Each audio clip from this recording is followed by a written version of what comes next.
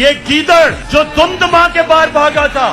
سنیں غور سے میری بات, میں تھوڑا سیریس آپ سے بات کروں گا. یہ وہ نواز شریف ہے, آپ کو یاد نہیں ہوگا کیونکہ آپ تو تب پیدا بھی نہیں ہوئے تھے. یہ جنرل جیلانی کے گھر کے اوپر سریا بناتے ہوئے منسٹر بنا تھا. یہ وہ آدمی ہے جو ضیاء الحق کے جوتے پالش کرتے کرتے چیف منسٹر بنا تھا.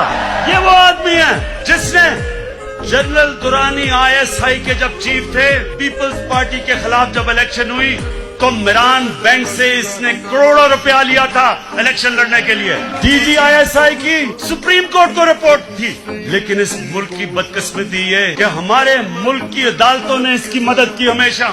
یہ وہ آدمی ہے جس نے آصف زرداری کو 2 دفعہ جیل میں رکھا تھا اور اس کو کہتا تھا پاکستان کا کرپٹ ترین آدمی. وہ زرداری اس کو اوپر ہدایبہ پیپر ملک کا کیس اس نے اس کے اوپر بنایا تھا, جدھر اربوں روپے انہوں نے کرپشن کر کے پیسہ باہر بھیجا تھا, اس نے نواز شریف پہ بنایا تھا.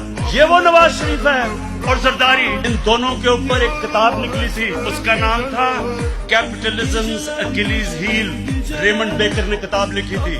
یہ ان کے پہلے دور کے بعد جب ان دونوں نے 2 دفعہ باریاں لے کے ملک کو لوٹا تھا, اس نے کتاب لکھی اور اس کے اوپر پورا چیپٹر دیا کیسے ان دونوں نے اس ملک سے پیسہ چوری کر کے ملک سے باہر لے کے گئے. اس کے بعد 3 اور ان کے اوپر کتابیں ہیں جن میں آپ پڑھیں کہ انہوں نے اس ملک سے کیسی غداری کی. ایک اوباماز وار, ایک ہے سوسکین, اس نے کتاب لکھی The Way of the World. اس میں وہ کیا کتاب میں کہہ رہا ہے کہ بلاول کو ان کی والدہ ٹیلی فون کر کے CIA نے اس کا ٹیلی فون ٹیپ کیا, بینک اکاؤنٹس بتا رہے تھے کہ کن کن بینکوں میں پیسے پڑے ہیں تمہارے بارے.